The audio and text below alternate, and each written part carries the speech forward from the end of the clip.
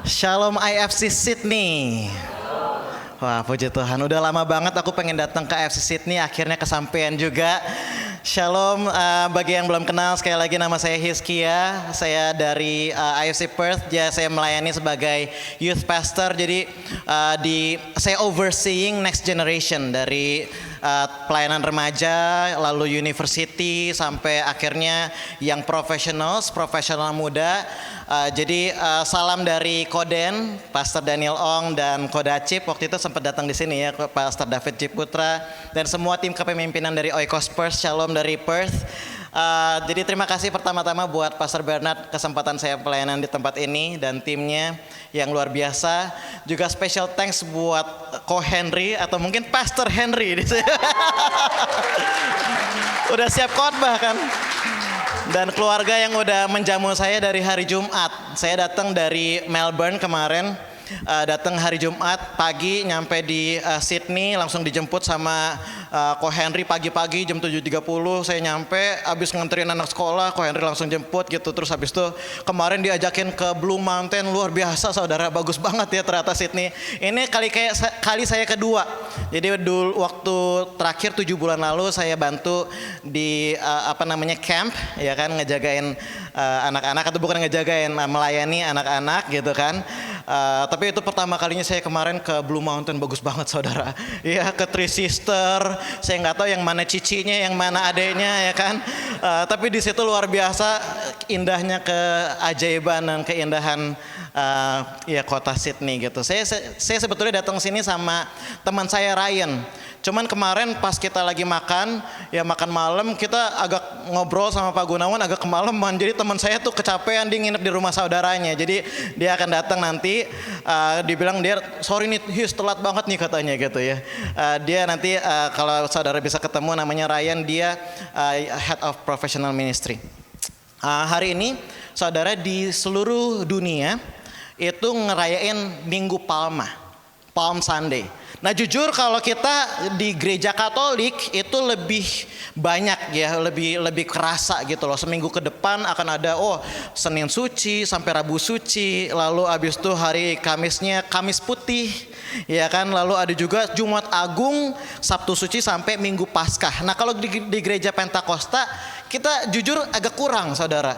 Ya saya tuh dari kecil besar di di gereja GBI gitu. Jadi jujur kadang-kadang kita suka kelewatan gitu loh pengajaran tentang Minggu Palma. Jadi waktu kemarin Pastor Bernard tanyain saya tema apa yang mau dibawain, apa mau Minggu Palma aja? Oh boleh tuh Minggu Palma, karena kita jarang ngomongin tentang Minggu Palma gitu ya. Tapi apa sih yang dirayakan dari Palm Sunday? Ternyata kita menyambut kedatangan Yesus ke Yerusalem, mengingat kedatangan Yesus ke Yerusalem saudara. Ya, dan disambut sebagai raja atau Mesias untuk pertama kalinya di Yerusalem. Kalau Bapak Ibu saudara baca di kitab Markus, ya, Yesus itu selalu jalanin perjalanan gitu, selalu melayani di dalam perjalanan di Betania ke Nazaret. Dia bikin banyak banyak mujizat, banyak kesembuhan, selalu muter-muternya di luar Yerusalem. Tapi kalau diperhatikan, pelayanan Tuhan Yesus itu dibagi 3, dari luar ke dalam. Dari dia pertama kali melayani di luar-luaran gitu ya, sampai akhirnya ke Betania dan semakin mendekat ke Yerusalem. Nah, Yesus selalu melayani di perjalanan dari luar Yerusalem lalu masuk ke Yerusalem. Hari ini kita akan belajar dari kitab Yohanes. Saya selalu senang saudara kalau ngedengar dari IFC Sydney, karena Pastor Bernard ini kita diberkatin dengan gembala yang penuh pengajaran. Ya, kita belajar banyak gitu dari Pastor Bernard gitu. Jadi saya senang pengajaran di sini kuat. Saudara perlu bersyukur punya gembala seperti Pastor Bernard dan Cisandra di sini yang kuat di pengajaran. Kita dukung Pastor Bernard dan istri. Ya, saya tadi sambil di sini saya dapetin sesuatu. Seperti kayak IFC Sydney ini seperti kayak house built on a rock. Tadi pagi aku diajakin sama Ko Henry ke Sea Cliff. Ngeliatin di dekat di dekat pantai ada disebutnya rock pool gitu. Ternyata di sini kalau rock pool itu bawahnya itu batu-batu gitu kan, berlapis-lapis gitu. Pantesan ini pas aku lihat batu kayak gitu Sydney. like a house built on a rock. Saudara, ini tempat di mana Anda akan dibentuk sama Tuhan. Dan base-nya, fondasinya sekarang keras susah kadang-kadang ya. Kita mungkin melayani rasanya keras susah. Gitu, pengajaran Pastor Bernard bukannya gampang loh, keras loh. Tapi saudara, kalau saudara bisa bertumbuh di sini, apapun yang terjadi di hidup saudara akan kuat. Amin. Tadi pagi saya ketemu sama dari tim Next Generation tadi pagi gitu ya. Saya ngedengar dan memang bukan problem ya, tapi challenges di kota Sydney ini berlapis-lapis gitu, berlapis-lapis. Tapi sama seperti kayak lapisan batu tadi gitu. Saya percaya kalau kita do it right, ini akan berpengaruh mungkin bukan cuma 10 tahun ke depan, 25 tahun ke depan, 50 tahun ke depan. Amin. Tuhan akan pegang gereja ini dan akan tuntun gereja ini. Haleluya. Yes, kalau kita baca Alkitab, kita bisa baca itu seperti buku. Seperti kayak buku biasa, tapi kita bisa baca seperti kayak firman Tuhan, saudara. Sama seperti kayak tadi nyanyian. Ada nyanyian orang bisa datang ke gereja cuma nyanyi biasa aja, seperti kayak karaoke bersama, karena ada liriknya kan di depan, ya kan dituntun jemaatnya gitu kan, karaoke bersama. Atau kita bisa pakai lagu-lagu itu untuk menjadi penyembahan kita kepada Tuhan. Begitu juga sama Alkitab. Kita bisa baca Alkitab sama seperti kayak kita baca buku biasa pengetahuan, tapi kita bisa biarkan firman Tuhan itu membentuk roh kita, membentuk kita menjadi sama seperti Kristus. Makanya hari ini kita akan belajar dari Yohanes 12, kita akan mulai dari ayatnya yang ke-12 sampai seterusnya. Ayat 12 kita akan baca sama-sama, 1, 2, 3, keesokan harinya ketika orang banyak yang datang merayakan pesta, mendengar bahwa Yesus sedang di tengah jalan menuju ke Yerusalem. Orang banyak merayakan pesta. Pesta apa yang dirayakan? Ya kan? Ternyata ini pesta Paskah. Sama-sama bilang sama saya, Paskah. Passover itu dirayakan oleh umat Yahudi di seluruh dunia, merayakan waktu mereka keluar dari bangsa Mesir ke tanah perjanjian. Itu Paskah. Dan kalau Paskah, jutaan orang datang dari seluruh dunia ke Yerusalem, saudara. Juta orang datang ke Yerusalem. Di Indonesia sekarang ini lagi musim-musimnya mudik Lebaran, benar nggak? Musik Lebaran lihatin kayak gini nih. Ya, di tol Palimanan modelnya kayak gini nih kira-kira. Ini kalau kita di Indonesia sekarang, ya silahkan menikmati, selamat menikmati. Ya kan, orang bisa belasan jam di perjalanan, bisa sampai ada yang kehausan, ada yang kelaparan, ada yang meninggal saudara di perjalanan karena saking lamanya. Kira-kira seperti ini scene-nya. Mudik dari seluruh dunia datang ke Yerusalem. Saya bisa bayangin kalau kita datang ke Yerusalem pas lagi peristiwa Paskah, tiket mahal saudara. Ya, dari biasanya cuma $200 mungkin sekarang jadi $800. Ya kan? Kalau lagi hotel cuma biasanya $100, jadi $500. Semuanya penuh, tiket mahal, hotel mahal. Karena orang banyak ada di sana.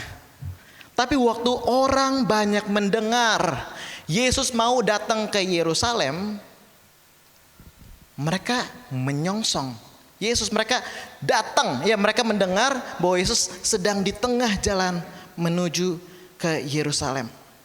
Saudara, saya renungkan di ayat 12 ini. Waktu kemarin dari pesawat saya ke Melbourne ke Sydney, pagi-pagi tuh jam 4 pagi. Sambil doa, sambil saya lihat firman Tuhan yang mau saya bawakan di sini. Ada something yang menarik, emang lucu nih kalau datang ke Sydney ya. Kayaknya bawaannya pengen ngeroh gitu. Kayaknya kalau di Perth saya jarang ngeroh saudara, jujur.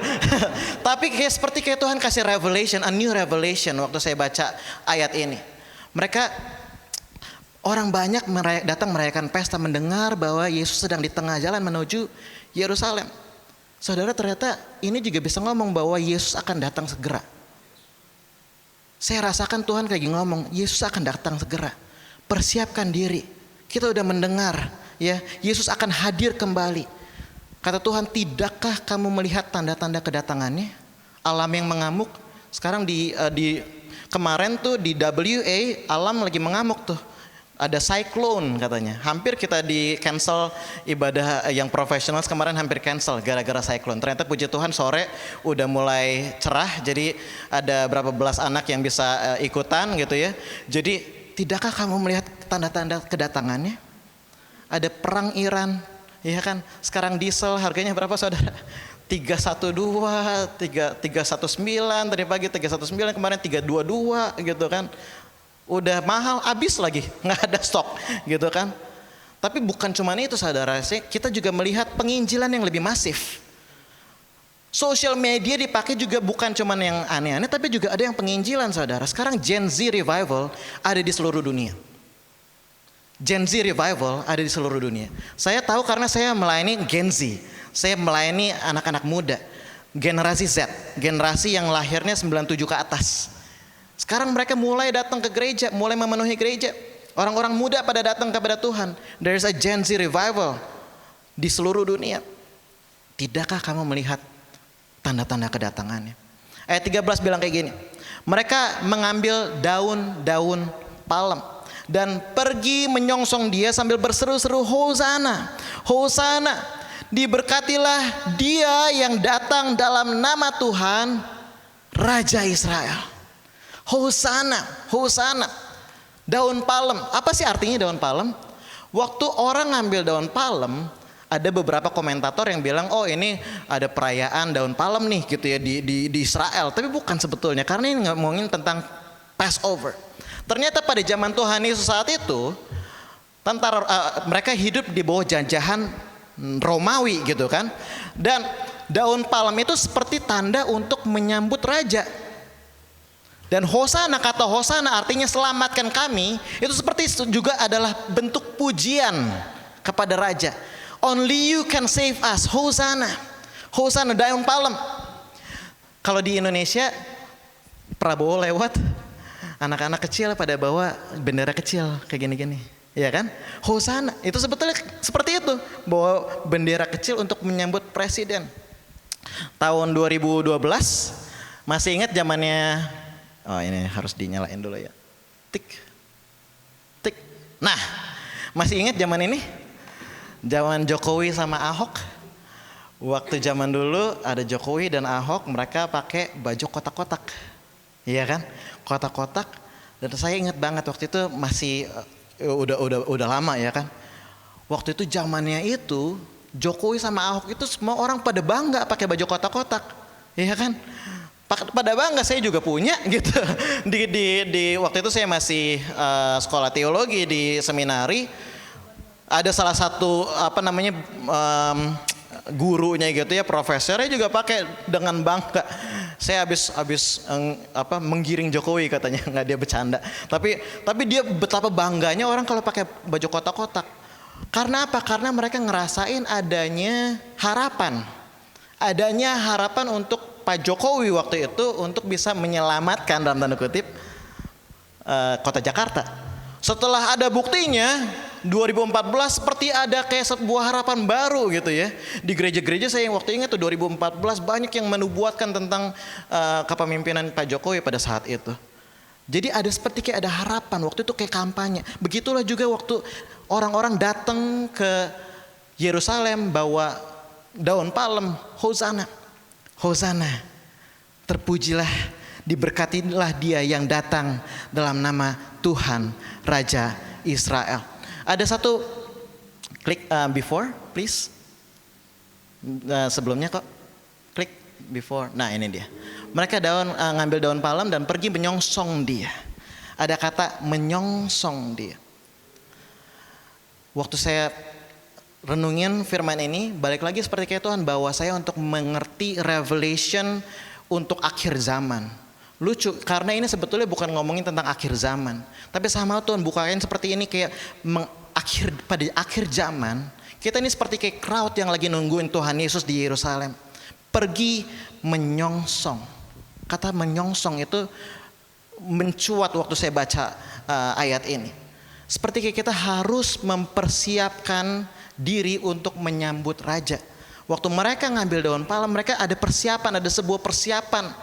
Dengar Tuhan Yesus mau datang, mereka ada persiapan, ngambil dulu daun palem.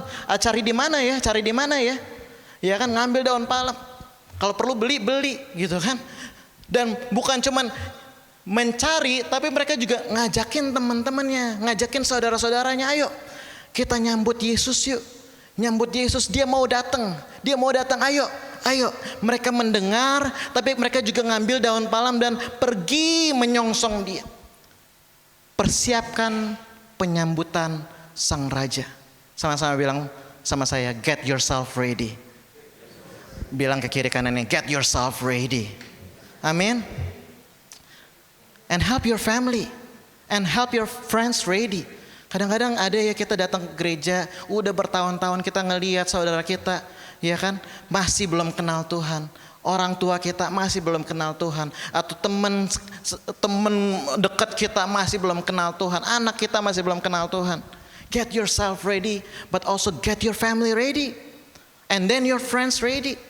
Ada satu cerita dari Perth, karena saya orang Perth, saya mau bawa sedikit aroma Perth gitu ya. City of Light. Ya kalau di Sydney namanya apa? City of apa? Nggak tahu ya. Nanti kita Google sama-sama ya Pak Bu ya. Nanti kita lihat lagi ya. Tapi kalau Perth itu dikenal dengan kata City of Light. Sama-sama bilang sama saya, City of Light. Nah, kok bisa sih City of Light? Di tahun 1962, tepatnya pada bulan Februari, tanggal 20 Februari 1962. Ada astronot namanya John Glenn. Dia mau terbang kelilingin dunia pakai roket, mengelilingi dunia 3 kali kalau nggak salah. Dan waktu mau melewati WA, Western Australia, orang-orang Perth itu dianjurkan ya untuk nyalain lampu rumah atau ngambil torch, ya kan, ngambil torch, nyalain ke udara gitu. Ingat waktu itu masih tahun 62, ya kan, papa saya aja belum lahir saudara ya. Tapi waktu itu 62 WA itu masih kosong sekali, kota Perth masih kosong sekali. Tapi orang-orang dihimbau, dianjurkan untuk nyalakan lampu rumah, keluarin torch, nyalain street light. Untuk apa? Untuk mendukung misi tersebut, supaya bisa dilihat dari angkasa. Seorang astronot yang namanya siapa? John Glenn itu bisa ngeliat dari angkasa kota Perth. Ternyata berhasil saudara. Di atas WA, astronot tersebut John Glenn bilang, just to my right I can see a big patterns of light. The lights show up very well. Thank everybody for turning them on. Itu ditujukan kepada kota Perth dan kota Rockingham, kira-kira 1 jam dari kota Perth. From then on, sejak saat itu, Perth dikenal sebagai City of Light. Karena kejadian saat itu. Bisa bayangin gak saudara?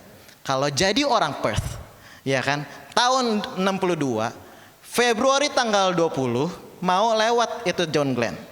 Tanggal 18 Februari saya bisa bayangin. Jadi keluarga yang tinggal di kota Perth. Pih. Ayo cari itu, cari lampu. Ayo kita nyalain lampu yang seterang-terangnya. Saya bisa bayangin Bunnings dikelilingi, ya kalau udah ada Bunnings, dipenuhi dengan orang-orang yang mau beli lampu. Lampu mungkin harganya udah mahal pada saat itu gitu kan saudara. Lampu mahal dinyalakan ke atas, diarahkan ke atas gitu kan. Apapun yang mereka punya mobil dinyalain, pih. Ayo kita persiapkan diri untuk nyalakan lampu. Supaya apa? Supaya bisa kelihatan sama John Glenn. Saudara bisa bayangin di akhir zaman itu bisa kayak gitu saudara. Kedengeranlah bahwa Yesus akan datang. Tidakkah kamu mengetahui tanda-tandanya? Saudara, Tuhan Yesus udah deket banget. Di awal tahun saya dapetin bahwa di tahun 2026 ini apa yang kita lihat di 2026 kita nggak akan lihat lagi di akhir tahun 2026. Saya nggak tahu artinya apa, tapi seperti kayak Tuhan lagi kasih saya hint itu gitu loh. Karena Tuhan Yesus datang segera. Take things on, ya, ajak keluarga, teman dekat, do something, pay the price, sambut Yesus sebagai Raja. Hosana. Ini Hosana itu adalah nyanyian pujian, ya, bentuk nyanyian pujian dari Mazmur 118. Dari belakang boleh dibantu nggak ya? 118-nya nggak taruh di sini. Mazmur 118. Mazmur 118. Dibilang Hosana, terpujilah Tuhan, terpujilah Dia yang datang atas nama Tuhan. Hosana, save us from heaven, because no one else can. Diberkatilah Ia yang datang dalam nama Tuhan. Suatu terusan nyanyian pujian Halel dari Mazmur 118. Tahu nggak saudara, bahwa 118 di sini ada yang bisa ketemu Mazmur 118? Kita mulai dari ayat 1. Mazmur 118 ayat 1. Bersyukurlah pada Tuhan sebab Ia baik, bahwasanya untuk selama-lamanya kasih setianya. Biarlah Israel berkata bahwasanya untuk selama-lamanya kasih setianya. Biarlah kaum Harun berkata bahwasanya untuk selama-lamanya kasih setianya. Biarlah orang-orang yang takut Tuhan berkata bahwasanya untuk selama-lamanya kasih setianya. Dalam kesesakan aku telah berseru kepada Tuhan. Tuhan telah menjawab aku dengan memberi kelegaan. Ini saudara, ini adalah lagu praise, lagu pujian kepada Tuhan. Ya, aku berseru kepada Tuhan, Tuhan menjawab aku dengan memberi kelegaan. Tuhan ada di pihakku. Aku tidak akan takut. Apakah yang dapat dilakukan manusia terhadap aku? Ayat 7 dibilang kayak gini. Tuhan di pihakku, menolong aku. Aku akan memandang rendah mereka yang membenci aku. Ayat 8. Lebih baik berlindung kepada Tuhan daripada percaya kepada manusia. Lebih baik berlindung pada Tuhan daripada percaya kepada para bangsawan. Segala bangsa mengelilingi aku. Demi nama Tuhan sesungguhnya aku pukul mereka mundur. Mereka mengelilingi aku, ya mengelilingi aku. Demi nama Tuhan, sesungguhnya aku pukul mereka mundur. Ayat 12, mereka telah mengelilingi aku seperti lebah, dan mereka menyala-nyala seperti api duri. Demi nama Tuhan, sesungguhnya aku pukul mereka mundur. Ayat 13, aku ditolak dengan hebat sampai jatuh, tetapi Tuhan menolong aku. Ayat 14 bilang kayak gini, Tuhan itu kekuatan dan mazmurku. Ia telah menjadi keselamatanku. Suara sorak-sorai dan kemenangan di kamar orang benar. Tangan kanan Tuhan telah melakukan keperkasaan. Tangan kanan Tuhan berkuasa meninggikan. Tangan kanan Tuhan melakukan keperkasaan. Ayat 17, aku tidak akan mati. Bayangin ini saudara, ini seorang pemazmur lagi ngomong, lagi bersuka cita memuji Tuhan. Apa yang dilakukan adalah menceritakan kebesaran Tuhan dan proclaim it their faith, his faith. Aku tidak akan mati tetapi hidup. Aku akan menceritakan perbuatan-perbuatan Tuhan. Tuhan telah menghajar aku dengan keras, tetapi Ia tidak menyerahkan aku kepada maut. Bukakanlah aku pintu gerbang kebenaran. Ayat 19. Aku hendak masuk ke dalamnya, hendak mengucap syukur kepada Tuhan. Kita akan lompat sedikit ke ayat 25. Dibilang kayak gini. Ya Tuhan, berilah kiranya keselamatan. Bahasa Ibraninya Hosana, berilah kiranya keselamatan. Ya Tuhan, berilah kiranya kemujuran. Hosana, Hosana, save us. Ayat 26 bilang kayak gini, diberkatilah Dia yang datang dalam nama Tuhan. I bless you, we bless you. Kami memberkati kamu dari dalam rumah Tuhan. Tuhanlah Allah.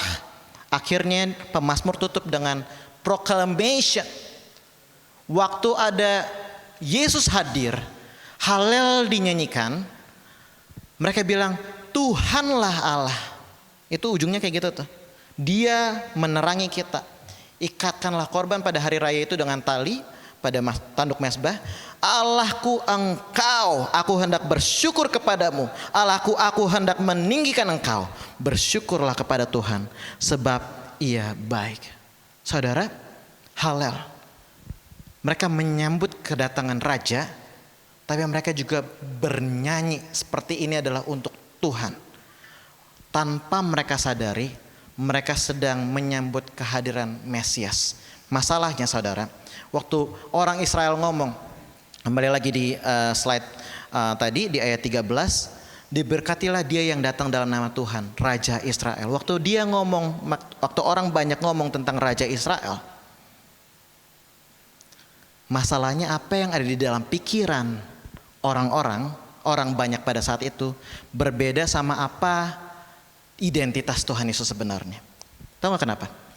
Karena waktu Yesus hadir, Yesus tuh jarang mau dianggap sebagai raja. Waktu dia melakukan banyak mujizat, banyak kali dia tutup mulut orang, istilahnya dalam tanda kutip, untuk pergi langsung ke kota selanjutnya.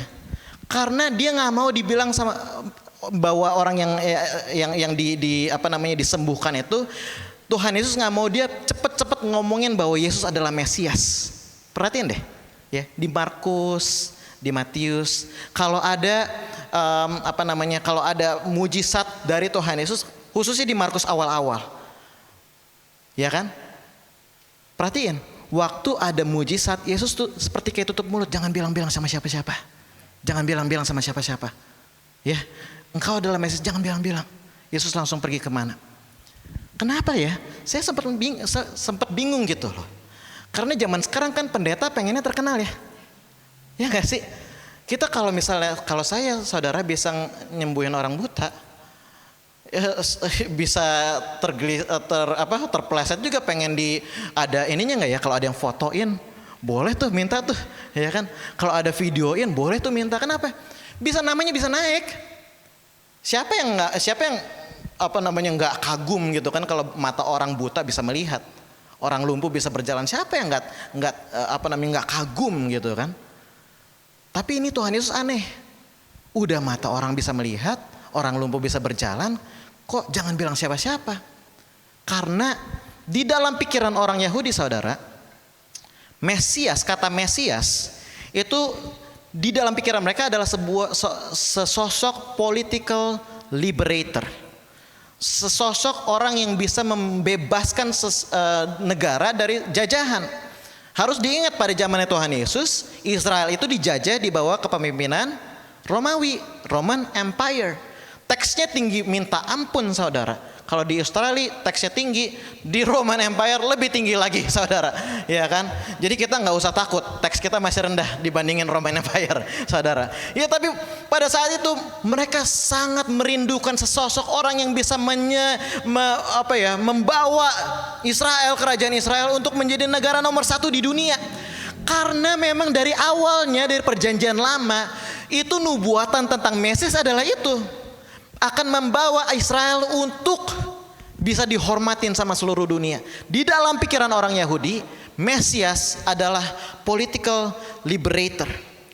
Waktu mereka angkat Hosana, Hosana, diberkatilah dia yang datang dalam nama Tuhan.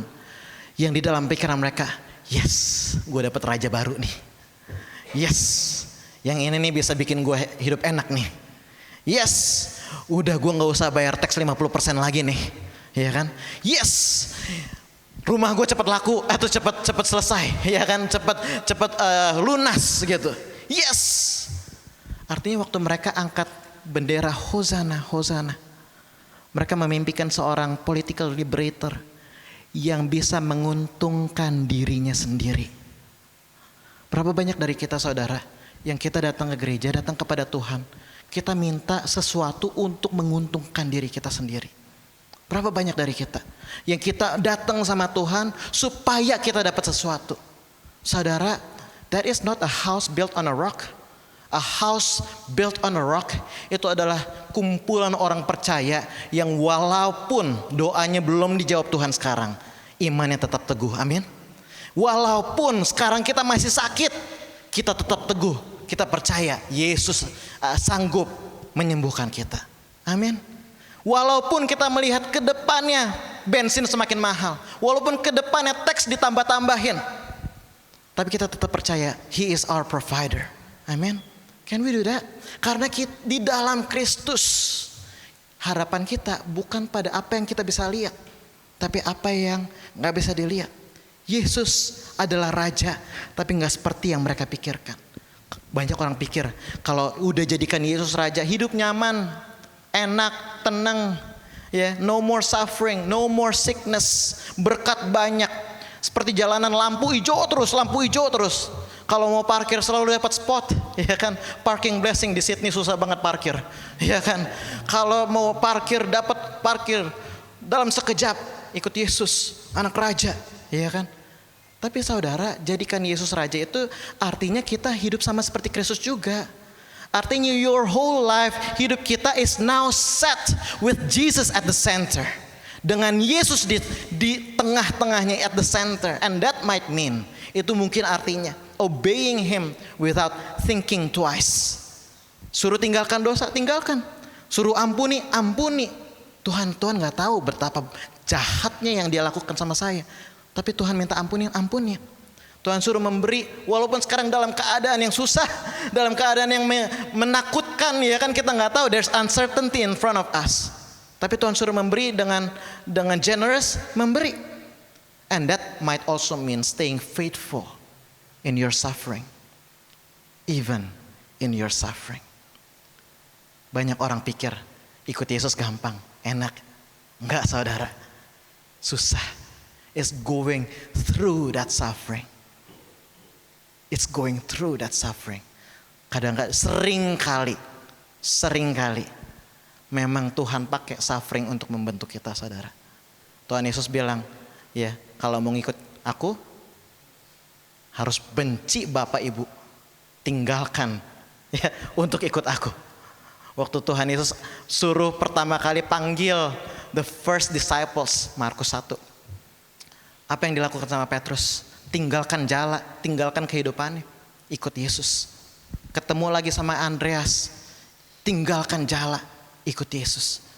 Ikut Yesus is costly. Following Jesus is costly. Tapi the reward gak bisa dikalahkan apapun juga. Mau investment kita 1000 kali juga gak bisa ngalahin return daripada ngikut Yesus. Amin. Amin. Haleluya. That might also mean following Jesus and staying faithful in your suffering. Ayat 14 bilang kayak gini. Yesus menemukan seekor keledai muda. Lalu ia naik ke atasnya. Seperti ada tertulis. Ayat 15. Jangan takut hai putri Sion. Lihatlah. Rajamu datang. Duduk di atas seekor anak keledai. Pertanyaannya. Yesus bisa gak datang dengan kuda perang? Bisa. Yesus bisa gak datang dengan ratusan orang atau mungkin puluhan orang yang bersenjata? Prepare the way, buka jalan supaya spektakuler gitu, ya kan, supaya makin viral gitu kan, supaya makin terkenal gitu kan, makin bagus nama Yesus. Bisa nggak? Bisa. Tapi apa yang dilakukan sama Tuhan Yesus? Di Markus dibilang sama murid-muridnya, kamu akan pergi, kamu ketemu sama seekor keledai, lepasin. Kalau orang nanya buat apa, bilang Tuhanku memerlukannya. Terus mereka benar, mereka jalan ketemu keledai. Artinya apa? Keledai yang di sini keledai pinjaman, saudara. Keledai pinjaman, bukan naik Rolls Royce, saudara. Bukan naik kuda perang, naik keledai pinjaman.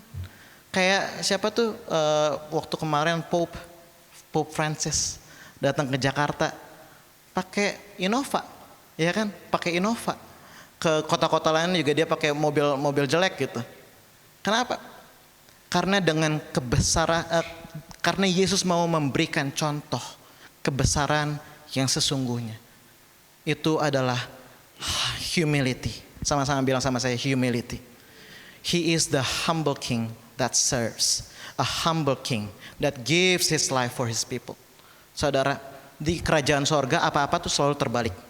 Mau jadi yang pertama, harus siap jadi yang terakhir. Mau jadi pemimpin besar, harus siap melayani seperti hamba. Begitu juga kebesaran Yesus nggak dipertontonkan dengan kemegahan, tapi justru dengan seekor keledai muda. Dia tunjukkan bahwa kebesaran itu dibarengi dengan kerendahan hati. Justru raja yang duduk di atas anak keledai lagi, ya kan? Kedelai muda itu enak buat jadi makanan.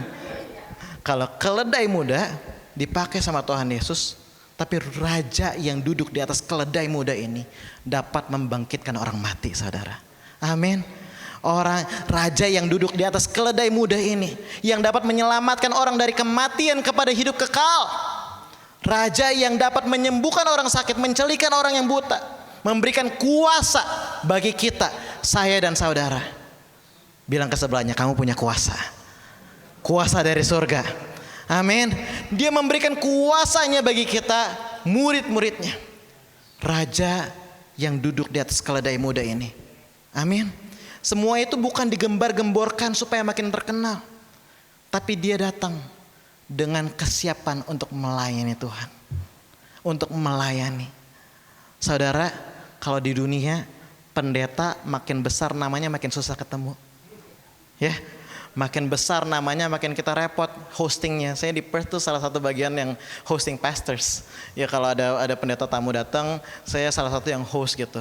Makin besar nama pendetanya makin susah kita hostnya, ya kan, karena kita harus mikirin nggak bisa makan yang biasa aja gitu kan, kita yang kalau bisa yang bintang 5 gitu kan, mobilnya juga kita pilih jangan yang jangan naik van gitu kan, harus naiknya yang agak lumayan bagus lah gitu supaya kita enak gitu. Pendeta makin besar namanya di dunia makin susah ketemunya, privilege-nya harus lebih. Saudara tahu nggak kalau pendeta besar, tapi sebetulnya nggak salah juga sih, karena kan kita pengen menghormati gitu kan, menghormati dia. Jadi ada juga yang memang harus dijamu sekian banyak, memang karena ya mungkin kalau apalah, ya kan aku nggak mau terusin deh, nanti salah ngomong lagi. Tapi Raja Yesus itu memperlihatkan sebuah kebesaran itu bukan dengan kemegahan. Raja Yesus memperlihatkan kebesaran dengan kerendahan hati. Sebelum dia mati, dia kumpulin murid-muridnya. Apa yang dilakukan? Dia ikat pinggang, ngambil rupa seorang hamba. Kenapa kok hamba sih? Terus dia cuci kakinya satu-satu, kaki murid-muridnya satu-satu. Masih ingat ya? Kenapa sih harus kayak gitu? Karena memang kalau doulos atau seorang hamba yang paling rendah itu tugasnya kayak gitu, nyuciin kaki orang. Yesus perlihatkan kebesaran itu adalah untuk melayani. Saya sempat ditanya sama teman saya, Kohis, what is the biggest lesson about leadership? Karena kan aku oversee anak-anak muda gitu. Jadi ada satu pemimpin yang baru diangkat, dia baru belajar untuk memimpin. What is the lesson that you learn in your leadership? Aku bilang leadership is all about serving. Kita tentang melayani. Kebesaran itu harus dibarengi dengan pelayanan. Gimana caranya Yesus melayani? Kita perhatiin cara Yesus melayani kayak gimana. Kira-kira gimana saudara? Tahu nggak, minggu depannya, ini kan Minggu Palma. Minggu depannya ada pelantikan raja bagi Yesus. Tapi pelantikan ini bukan seperti traditionally gitu. Karena Yesus sebagai raja, pelantikannya justru dimulai ketika ia diserahkan di hadapan Pilatus. Dia mulai dipukul, mulai difitnah, dicambuk, diludahin orang. Yesus dipakaikan mahkota, tapi bukan mahkota dari emas, mahkota dari duri yang agak elastis gitu saudara. Durinya kira-kira segede gini lah ya, segede jari tengah gitu, jari tengah saudara, kira-kira segede gitu. Diikat, ditaruh di atas kepalanya, dan ditaruh supaya masuk, di Alkitab bilang dipukul pakai buluh supaya masuk, nancep kayak gitu, karena sedikit elastis, bisa nancep. Mahkota bukan dari emas, dari duri. Ia jalan naik ke atas tahta, bukan dengan orang-orang di sekitarnya untuk meneriakan hosana tadi, tapi untuk meneriakan salibkan dia. Dia naik ke atas tahta yang bukan dari emas, tapi dari kayu tua yang berat, yang ia pikul sendiri. Dan setelah ia naik ke atas bukit, ia dipakukan di kayu salib. Tapi justru Filipi 2 ayat 8 bilang kayak gini, dan dalam keadaan sebagai manusia, ia telah merendahkan dirinya, taat sampai mati, bahkan sampai mati di kayu salib. Itulah sebabnya Allah sangat meninggikan dia dan mengaruniakan kepadanya nama di atas segala nama, supaya dalam nama Yesus bertekuk lutut segala yang ada di atas langit dan yang ada di atas bumi dan yang ada di bawah bumi. He's talking about all of the authority, spiritual and not. Semua yang ada di atas langit, yang ada di atas bumi, yang di bawah bumi. Dan segala lidah mengaku bahwa apa saudara? Yesus Kristus adalah Tuhan bagi kemuliaan Allah Bapa. Saya undang pemain musik untuk maju ke depan. Saudara, Filipi 2 ini memperlihatkan bagaimana Yesus memberikan contoh kerajaan Allah yang terbalik. Karena di ayat 16 bilang kayak gini. Ini pelajaran buat kita saudara, IFC Sydney. Saya percaya IFC Sydney dipanggil sama Tuhan untuk menjadi murid Kristus yang militan. Amin. Amin. Saudara bilang ke sebelahnya, kamu murid Kristus yang militan. Haleluya. Saudara, perhatikan ini ayat untuk IFC Sydney. Ayat 16 bilang kayak gini. Mula-mula. Sama-sama bilang sama saya, mula-mula. Awalnya. Ya kan? Murid-murid Yesus apa? Tidak mengerti tentang hal itu. Tetapi sesudah Yesus dimuliakan, teringatlah mereka bahwa nas itu mengenai dia dan bahwa mereka telah melakukannya juga untuk dia. Melakukan apa? Melayani Tuhan Yesus, ya kan? Membuka jalan bagi Tuhan Yesus, mengiring Yesus in sickness and in health, in good times and in bad times. Mula-mulanya IFC Sydney, mula-mulanya. Mungkin untuk sekarang ada banyak dari kita, we might not understand kenapa kita harus going through this suffering, kenapa kita harus melewati kesusahan ini, kesusahan itu, ya kan? Kenapa kita harus melihat anak kita jauh dari Tuhan? Kenapa kita harus merasakan susahnya, ya kan? Hidup di akhir zaman ini. Mula-mulanya mereka tidak mengerti. We might not understand it now. Tapi as we obey Him, selama kita tetap tinggal di dalam Kristus dan taat kepada perintah Tuhan, taat kepada firman Tuhan. Dan taat pada firman Tuhan tuh gak gampang saudara, susah minta ampun. Tapi selama kita bisa terus taat, we are partnering. Sama-sama bilang sama saya, partnering. Kita bekerja sama Tuhan, with the heaven. Kita bekerja sama dengan surga, to bring about His kingdom come on earth as it is in heaven. Salah satu doa yang kita selalu kita naikkan setiap minggu adalah doa Bapa kami. Awalnya bilang kayak gimana? Bapa kami yang di surga, dimuliakanlah namamu, datanglah kerajaanmu, jadilah kehendakmu di apa? Di bumi seperti di surga. Kenapa Tuhan Yesus ngajarin kita doa seperti itu? Karena in prayer, we are His sons and daughters. Kita adalah orang-orang yang diutus sama Tuhan untuk hidup di Sydney, untuk membawa dampak, amin.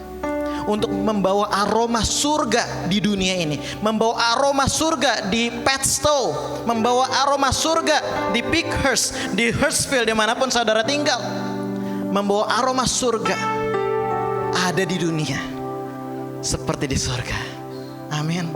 Saudara, kita itu garam dunia. Kemarin saya ngobrol sama Ko Henry, ada di Markus 9, ayat 42 sampai 50. 49-nya sama 50 bilang kayak gini, kamu akan digarami dengan api, salted with fire. Artinya diuji.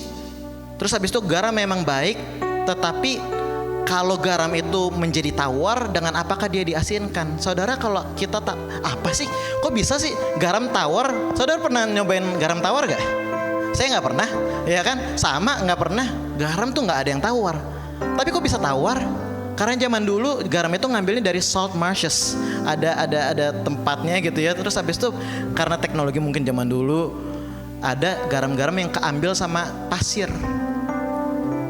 Pasirnya kebanyakan. Garamnya ada, tapi ada pasirnya. Waktu di taste sedikit salty, sedikit asin, tapi banyakkan pasirnya. Dilepehin deh, ya kan? Pas kerasa dibuang ke tanah. Ya kan? Saudara, Anda dan saya, kita adalah garam dunia. Tapi kita dipanggil di dalam dunia bukan untuk menjadi sama seperti dunia. Kalau orang ngomongin yang jahat tentang orang lain, kita bisa beda. Harus beda, saudara. Kalau orang biasa korupsi, ya kita beda. Kalau orang biasa ngomong kasar sama anaknya, kita beda. We are the salt of the earth. Tapi kita bukan berasal dari dunia. Orang-orang zaman sekarang ya terbiasa dengan kata relevance. Ya, kita pengen supaya didengar, supaya bahasanya mirip. Jadi kita gaulnya sama orang-orang dunia, pakai cara-cara orang dunia supaya kita didengar dalam tanda kutip untuk penginjilan. Tapi tanpa disadari di akhir zaman ini banyak orang terlalu immersed sama dunia. Kita nggak bawa perubahan. Saya percaya AFC Sydney dipanggil untuk jadi garam dunia, untuk bawa perubahan di Sydney seperti di surga. Mula-mulanya mereka nggak mengerti tentang itu, tetapi setelah Yesus dimuliakan, teringatlah mereka bahwa nas itu mengenai dia, bahwa mereka telah juga melakukannya untuk dia. On earth as it is in heaven. Saudara, di Minggu Palma ini, saya sungguh percaya Tuhan mengingatkan kita bahwa dia akan hadir sebagai raja sebentar lagi. Dan dia sudah berdaulat, tapi dia juga menaruh kita di Sydney untuk membawa perubahan. Tapi untuk membawa perubahan kita harus taruh Tuhan Yesus jadi pusat hidup kita, saudara. Prioritaskan Tuhan. Ya, bukan tentang pelayanan dulu, baru keluarga, baru pekerjaan, bukan. Tapi di dalam pelayanan kita, mari kita jadikan Yesus pusat. Sehingga Yesus yang ditinggikan, bukan nama Hizkia, bukan nama Pak Bernard, bukan nama Cisandra, bukan nama Ko Henry, bukan nama kita, tapi nama Yesus.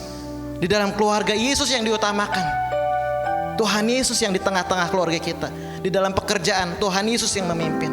Sebagai raja yang akan datang, kita juga harus persiapkan kedatangannya, persiapkan diri, ajak keluarga kita.